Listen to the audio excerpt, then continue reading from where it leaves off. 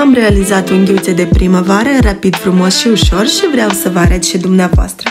Am început prin pregătirea unghiei naturale, am matifiat suprafața, am eliminat cuticula și am aplicat baza Strong Rubber de la Global Fashion pentru o aderență mai bună. Cu ajutorul șabloanelor am construit extensia folosind Builder Color Gel Peony Powder, un gel universal ideal pentru acoperire și extensie. Mi-a plăcut foarte mult densitatea lui. După modelare am sigilat totul cu o pudră fină pentru un aspect uniform.